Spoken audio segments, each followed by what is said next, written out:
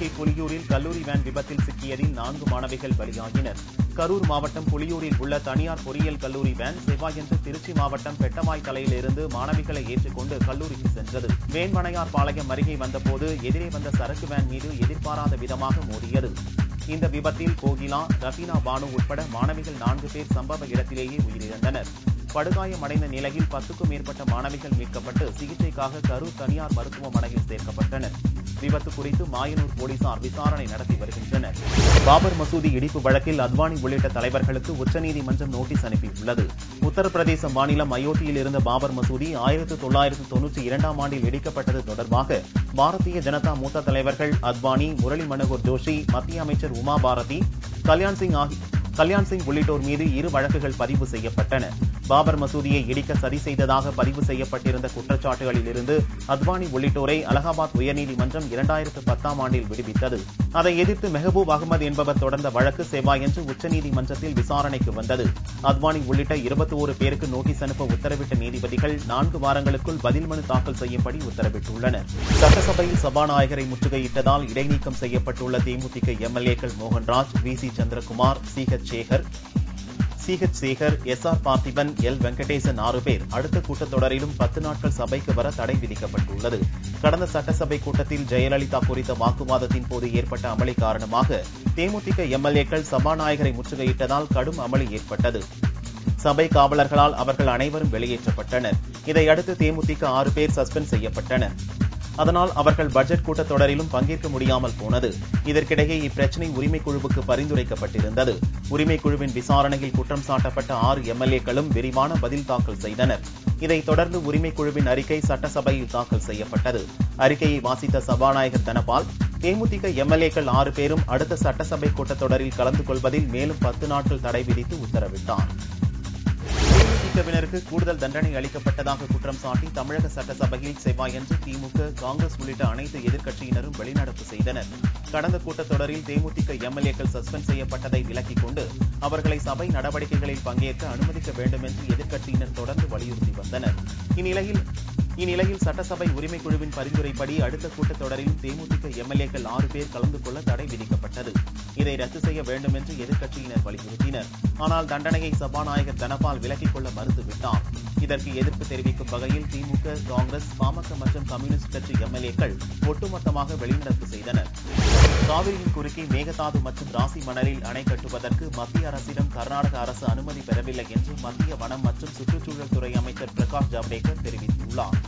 மத்திய அரசின் அனுமதி பெறாமல் எந்த மாநில அரசும் அணைகள் கட்ட முடியாது என்றும் அவர் தெளிவுபடுத்தியுள்ளார். எனவே மேகதாது அணையில் தற்போதைய நிலையில் கர்நாடக அரசு அணை கட்ட முடியாத நிலை ஏற்பட்டுள்ளது. காவிரியின் உபரி நீரை சேமித்து குடிநீருக்கு பயன்படுத்தப் போவதாக கூறி மேகதாதுவில் குறுக்கு அணை கட்டுவதற்கு பட்ஜெட்டில் நிதி ஒதுக்கீடு செய்துள்ள கர்நாடக அரசு அதற்கான ஒப்பந்த புள்ளியையும் கோரி அறிக்கை வெளியிட்டது. இதனால் தமிழகத்தில் உள்ள விவசாயிகள் போராட்டத்தில் ஈடுபட்டு வருகின்றனர். கர்நாடக அரசை கண்டித்து தமிழக சட்டசபையில் தீர்மானம் நிறைவேற்றப்பட்டதுடன் கடந்த சனிக்கிழமை தமிழகம் முழுவதும் அனைத்து கட்சியினர் ஆதரவுடன் விவசாய சங்க கூட்டமைப்பினர் முழு அடைப்பு போராட்டம் நடத்தினர் என்பது குறிப்பிடத்தக்கது. நிலம் கையகப்படுத்துதல் மசோதா விவகாரம் குறித்து விவாதிக்க மத்திய அமைச்சரவை செவ்வாயன்று மாலை கூடுகிறது. சர்ச்சைக்குரிய நிலம் கையகப்படுத்துதல் சட்ட திருத்த மசோதா லோக்சபாவில் கடந்த 10ஆம் தேதியன்று நிறைவேற்றப்பட்டது. ஆனால் இந்த சட்டம் விவசாயிகளை பாதிப்பதாக கூறி ஒட்டுமொத்த எதிர்க்கட்சிகளும் ஓரணியில் திரண்டதால் ராஜ்யசபாவில் மசோதா நிராகரிக்கப்படும் நிலை உருவாகியுள்ளது. இந்நிலையில் இதுகுறித்து ஆலோசிக்க பிரதமர் மோடி தலைமையில் மத்திய அமைச்சரவை செவ்வாயன்று மாலை கூடுகிறது. கடந்த ஆண்டு டிசம்பர் 31ஆம் தேதி பிறப்பிக்கப்பட்ட நிலம் கையகப்படுத்துதல் அவசர சட்டம் ஏப்ரல் 5ஆம் தேதியுடன் காலாவதியாகும் நிலையில் மீண்டும் அவசர சட்டத்தை பிரகடனம் செய்வது குறித்து இக்கூட்டத்தில் விவாதிக்கப்பட உள்ளதாக டெல்லி வட்டாரங்கள் தெரிவித்தன.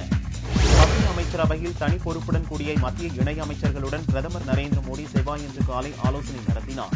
இக்கூட்டத்தில் அமைச்சர்கள் பிரகாஷ் ஜவடேகர், ராஜீவ் பிரதாப் ரூடி, நிர்மலா சீதாராமன், ஜிதேந்திர சிங், பியூஷ் கோயல், சர்பானந்தா சோனோவால், தர்மேந்திர பிரதான் மற்றும் பாரதிய ஜனதா தலைவர் அமித்ஷா கலந்து கொண்டனர். அப்போது மத்திய அரசு 10 மாதங்களில் செய்து முடித்துள்ள பணிகள் குறித்து மக்கள் என்ன நினைக்கிறார்கள் என்பது குறித்தும் மத்தியில் ஆட்சி பொறுப்பேற்று ஓராண்டு ஆவதையொட்டி சாதனை பட்டியலை தயாரிப்பது குறித்து ஆலோசிக்கப்பட்டதாகவும் டெல்லி வட்டாரங்கள் கூறுகின்றன. பெங்களூரில் ஏப்ரல் 3ஆம் தேதி நடக்கும் தேசிய செயற்குழு கூட்டத்துக்கு பிறகு மத்திய அமைச்சரவையை மாற்றியமைக்க பிரதமர் மோடி திட்டமிட்டுள்ளதாக தகவல்கள் வெளியாகியுள்ள நிலையில் இணை அமைச்சர்களுடனான சந்திப்பு நடந்துள்ளது. சேப்பாக்கம் மைதானத்தில் அனுமதியின்றி கட்டப்பட்ட 3 பார்வையாளர் மாடங்களை இடிக்கும்படி உச்சநீதிமன்றம் உத்தரவிட்டுள்ளது. செய்யப்பட்டுள்ளது. கிரிக்கெட் போட்டிகளை அதிக பார்வையாளர்கள் ரசிக்கும் வகையில் சேப்பாக்கம் மைதானத்தில் 3 பார்வையாளர்கள் மாடங்களை தமிழ்நாடு கிரிக்கெட் சங்கம் கட்டியது. இதை எதிர்த்து தொடரப்பட்ட வழக்கில் உச்சநீதிமன்றம் செவ்வாயன்று தீர்ப்பளித்தது. கட்டப்பட்ட 3 மாடங்களில் 2 மட்டுமாவது பயன்படுத்த கிரிக்கெட் சங்கம் முன்வைத்த கோரிக்கையை நிராகரித்த நீதிபதிகள் 3 மாடங்களையும் இடிக்கும் திட்டத்தை சென்னை மாநகராட்சியிடம் ஒப்படைக்கும்படியும் அதை சென்னை மாநகராட்சி செய்து முடிக்க வேண்டும் என்றும் உத்தரவிட்டனர். ஆம் ஆத்மி கட்சியிலிருந்து வெளியேற்றப்பட்டுள்ள பிரசாந்த் பூஷன் மற்றும் யோகேந்திர யாதவ் ஆகியோர் புதுக்கட்சி துவக்க திட்டமிட்டுள்ளதாக தகவல்கள் வெளியாகியுள்ளன. டெல்லி முதல்வரும் ஆம் ஆத்மி ஒருங்கிணைப்பாளருமான அரவிந்த் கெஜ்ரிவாலுக்கு எதிராக போர்க்கொடி உயர்த்திய பிரசாந்த் பூஷன், யோகேந்திர யாதவ் ஆகியோர் கட்சி பொறுப்புகளில் இருந்து மட்டுமின்றி அடிப்படை உறுப்பினர் பொறுப்பிலும் நீக்கப்பட்டுள்ளனர். மேலோட்டமாக பிரச்சினைக்கு கெஜ்ரிவால் அதிரடி தீர்வு கண்டுவிட்டதாக தெரிந்தாலும் இன்னும் பிரச்சினை நீரு பூத்த நெருப்பாக தொடர்வதாக பிரசாந்த் பூஷன் ஆதரவாளர்கள் கூறியுள்ளனர். இப்பிரச்சினை காரணமாக மேதா பட்கர் உள்ளிட்டோர் ஆம் ஆத்மியிலிருந்து விலகியுள்ள நிலையில் பிரசாந்த் பூஷன் மற்றும் யோகேந்திர யாதவ் ஆகியோர் ஏப்ரல் 14ஆம் தேதி தங்களின் ஆதரவாளர்கள் கூட்டத்தை டெல்லியில் கூட்டியுள்ளனர். இதில் அடுத்த கட்ட நடவடிக்கை குறித்து ஆலோசிக்கப்பட உள்ளது.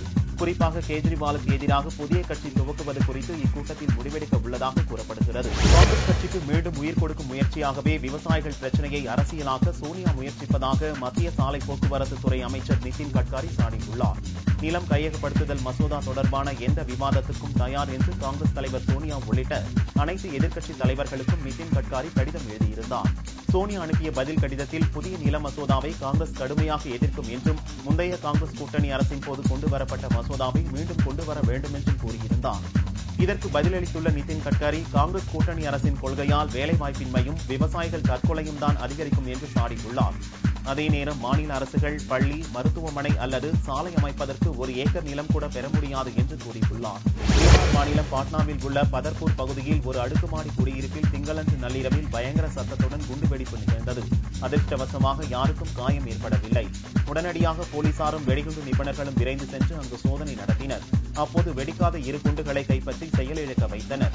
2013ஆம் ஆண்டு பாட்னா காந்தி மைதானத்தில் தேர்தல் பிரச்சார கூட்டத்தில் மோடி பேசிய போது அடுத்தடுத்து குண்டுகள் வெடித்தன.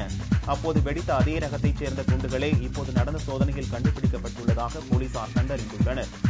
இது தொடர்பாக பாட்னா போலீசார் விசாரித்து வருகின்றனர். காஷ்மீர் மழை வெள்ளத்துக்கு பலியானோர் எண்ணிக்கை 17ஆக உயர்ந்துள்ளது. காஷ்மீர் மாநிலத்தில் கனமழையால் பல மாவட்டங்களில் வெள்ளப்பெருக்கு ஏற்பட்டுள்ளது. மழை வெள்ளத்தால் பட்காம் மாவட்டத்தில் உள்ள லேடன் கிராமத்தில் 2 வீடுகள் நிலச்சரிவில் புதையுண்டன. திங்களன்று 10 சடலங்கள் மீட்கப்பட்ட நிலையில் மேலும் 6 சடலங்கள் செவ்வாயன்று மீட்கப்பட்டன. மண்ணில் சிக்கியுள்ள இன்னொரு நபரும் இறந்திருக்கலாம் என அஞ்சப்படுகிறது. வெவ்வேறு சம்பவங்களில் மேலும் சிலர் பலியாகி உள்ளனர். இதுவரை 18 பேர் இறந்திருப்பதாக காஷ்மீர் அரசு தெரிவித்துள்ளது. செவ்வாயன்று மழை நின்று வெள்ளம் வடிய துவங்கியதால் மீட்புப் பணிகள் மேலும் துரிதப்படுத்தப்பட்டன. ஆனால் இவ்வார இறுதியில் மீண்டும் கனமழைக்கு வாய்ப்பு இருப்பதாக வானிலை மையம் எச்சரித்துள்ளது. பாகிஸ்தானின் ஹோலி பண்டிகையின் போது பாதுகாப்பு அளித்த அந்நாட்டு மாணவர்களுக்கு நெல்லையில் பாராட்டு விழா நடந்தது. பாகிஸ்தானில் இமாம் பார்கா எனும் இடத்தில் இந்துக்கள் நடத்திய ஹோலி பண்டிகையில் அசம்பாவிதங்கள் ஏற்படாத வகையில் அங்குள்ள தேசிய மாணவர் கூட்டமைப்பினர் பாதுகாப்பு அளித்தனர். பாகிஸ்தான் மாணவர்களின் மதச்சார்பற்ற செயலை பாராட்டும் வகையில் நெல்லை மாவட்டம் பொட்டல்புதூர் கத்தோலிக்க கிறிஸ்தவ துவக்க பள்ளியில் அவர்களுக்கு பாராட்டு விழா நடைபெற்றது. அம்பை கலைக்கல்லூரி முன்னாள் முதல்வர் மைக்கேல் பொன்ராஜ் தலைமையில் நடந்த இவ்விழாவில் பல்வேறு அமைப்பினர் பங்கேற்றனர். புதன்கிழமை முதல் வாளையார் வழியாக கேரளாவுக்கு லாரிகள் செல்லாது என்று அறிவிக்கப்பட்டுள்ளது. கேரள மாநிலம் வாளையார் சோதனை சாவடி வழியாக செல்லும் தமிழக லாரிகள் பல மணி நேரம் காத்திருப்பதுடன் கழிவறை போன்ற அடிப்படை வசதிகள் இல்லை என லாரி உரிமையாளர்கள் கண்டனம் தெரிவித்தனர். இந்நிலையில் அடிப்படை வசதிகள் செய்து தர வலியுறுத்தி ஏப்ரல் 1ஆம் தேதி முதல் வாளையாறு சோதனை சாவடி வழியாக கேரளாவிற்கு லாரிகள் இயக்கப் போவதில்லை என்று அகில இந்திய மோட்டார் டிரான்ஸ்போர்ட் ஏற்கனவே அறிவித்திருந்தது. புதன்கிழமை முதல் வாளையாறு வழியாக லாரிகள் செல்லாது என்றும் கோரிக்கைகள் நிறைவேற்றப்படும் வரை போராட்டம் தொடரும் என்றும் லாரி உரிமையாளர்கள் தெரிவித்துள்ளனர். வேலூர் மாவட்டம் குடியாத்தம் அருகே மனைவியை கத்தியால் குத்தி கொலை செய்த கணவரை போலீசார் கைது செய்தனர். குடியாத்தம் அருகே உள்ள நரியம்பட்டு பகுதியைச் சேர்ந்தவர் ஓ சஞ்சு உருது மொழி ஆசிரியராக பணியாற்றி வந்தார். மேல்வழி துணையான் குப்பம் பாலாற்றில் கடந்த 27ஆம் தேதி பலத்த காயங்களுடன் போ சஞ்சு பிணமாக கிடந்தார். போலீசார் நடத்திய விசாரணையில் போ சஞ்சுவின் கணவர் இக்பால் மனைவியை பாலாற்றுக்கு அழைத்து சென்று சரமாரியாக கத்தியால் குத்தியும் தலையில் கல்லை போட்டும் கொலை செய்தது தெரியவந்தது. மனைவியின் நடத்தையில் ஏற்பட்ட சந்தேகமே கொலைக்கு காரணம் என்றும் தெரியவந்தது. இக்பாலை கைது செய்த போலீசார் குடியாத்தம் நீதிமன்றத்தில் ஆஜர்படுத்தி சிறையில் அடைத்தனர். மதுரை அருகே வடபழஞ்சி கிராமத்தில் நியூட்ரினோ ஆய்வு மையத்தில் துகள்கள் உணர்கருவி மற்றும் கருவியக்கம் தொடர்பான தேசிய பயிலரங்கு நடைபெற்றது. அதில் பங்கேற்ற மாணவர்களுக்கு நியூட்ரினோ ஆய்வு மையத்தின் பயன்கள் மற்றும் செயல் விளக்கம் குறித்து நியூட்ரினோ விஞ்ஞானிகள் விளக்கம் அளித்தனர். நியூட்ரினோ ஆய்வு மனிதர்களுக்கு எந்த வகையிலும் பாதிப்பை ஏற்படுத்தாது என்று அப்போது விஞ்ஞானிகள் தெரிவித்தனர். மதுரை மாவட்டத்தில் நடந்த கிரானைட் முறைகேடு தொடர்பான 10ஆம் கட்ட விசாரணையை ஐஏஎஸ் அதிகாரி சகாயம் திங்கட்கிழமையன்று துவக்கினார். விசாரணையின் 2ஆம் நாளான செவ்வாயன்று ஜான்கிட் நகரில் போலீசாருக்கு வழங்கிய பட்டா நிலங்கள் பறிக்கப்பட்டது குறித்து ஓய்வு பெற்ற மற்றும் பணியில் உள்ள போலீசாரிடம் விசாரணை நடத்தினர். இதற்கு முன் புகார் மனு அளித்து தன்னை நேரில் சந்திப்பதில் விடுபட்டவர்களை அழைத்து விசாரணை நடத்த அதிகாரி சகாயம் முடிவு செய்துள்ளார். நாகூர் மாவட்டம் நாகூரில் உள்ள பழமையான ஷாகுல் ஹமீத் பாதுஷா நாயகம் தர்காவில் கடந்த 21ஆம் தேதி கந்தூரி விழா கொடியேற்றத்துடன் துவங்கியது. இந்த விழாவில் முக்கிய நிகழ்ச்சியான சந்தனம் பூசும் வைபவம் செவ்வாயன்று காலை நடைபெற்றது. திங்களன்று இரவு துவங்கிய சந்தனக்கூடு ஊர்வலம் செவ்வாயன்று அதிகாலை தர்காவை வந்தடைந்தது. பின்னர் சந்தனக்குடம் தர்காவிற்குள் கொண்டு செல்லப்பட்டு நாகூர் ஆண்டவருக்கு சந்தனம் பூசப்பட்டது. இந்த விழாவில் இசையமைப்பாளர் AR ரஹ்மான் உட்பட ஆயிரக்கணக்கானோர் பங்கேற்றனர். தங்கம் விலை செவ்வாயன்று ஒரு சவரன் 112 ரூபாய் குறைந்து 19,848 ரூபாய்க்கு விற்கப்படுகிறது. 1 கிராம் ஆபரண தங்கம் 2,481 ரூபாயாக உள்ளது.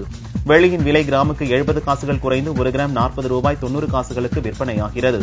பார் வெள்ளியின் விலை 37,390 ரூபாயாக உள்ளது.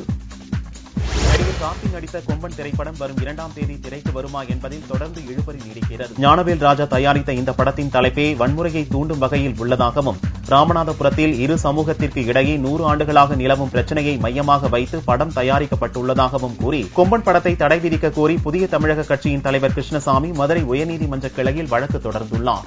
வழக்கை விசாரித்த நீதிபதிகள் தமிழ்வாணன், ரவி ஆகியோர் அடங்கிய அமர்வு ஓய்வு பெற்ற நீதிபதிகள் கொண்ட குழு இந்த படத்தை பார்த்து அறிக்கை தாக்கல் செய்ய உத்தரவிட்டது. அதன்படி புதனன்று காலை சென்னையில் கொம்பன் படத்தை ஓய்வு பெற்ற 2 நீதிபதிகள், மனுதாரர்களின் வக்கீல்கள் மற்றும் தயாரிப்பாளர் ஆகியோர் பார்த்தனர். இக்குழுவினர் தாக்கல் செய்யும் அறிக்கையின் அடிப்படையில்தான் கொம்பன் படம் வெளியாவதும் தடை செய்யப்படுவதும் முடிவாக உள்ளது.